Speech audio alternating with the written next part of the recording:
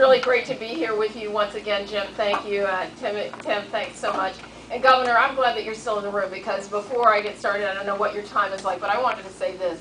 As a member of Congress, it has been a real pleasure to work with you and all of your team in so many different ways. I mean, you really are the true kind of partner we need in Annapolis.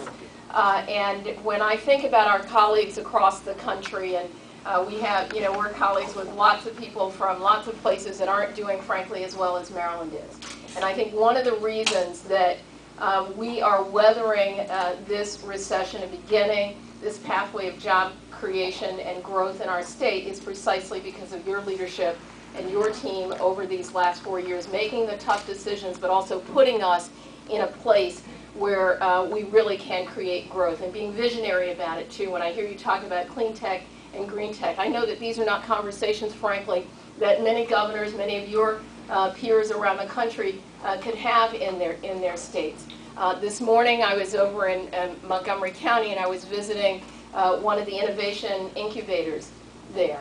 And what I saw there, first of all, I met with a couple of Prince George's County natives who are doing business over there in Montgomery County. So, I'm trying to bring them over here too, but it's in the 4th Congressional District, that's okay.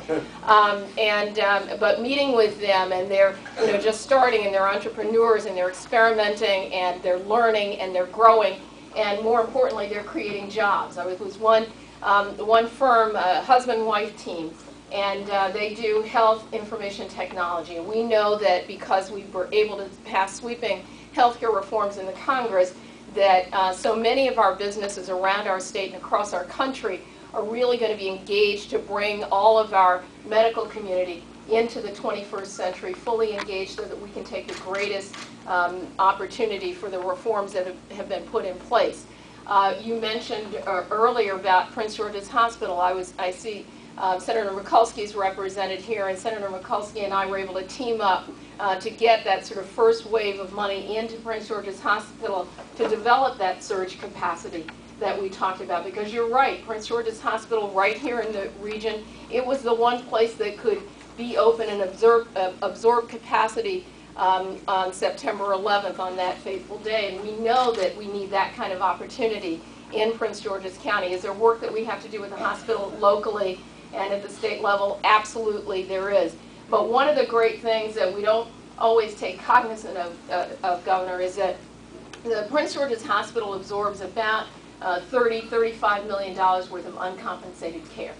And when we passed healthcare reform law this year, we're figuring out a way that that care can be compensated. And so we're going to be able to think about the hospital, think about community-based health care in a different kind of way. And I think that that conversation has to absorb a different way that we think about the hospital center, not just as a building, but what kind of capacity do we need for health care throughout our community. Getting people like me and others who have health insurance and quality health insurance actually using the capacity at Prince George's Hospital.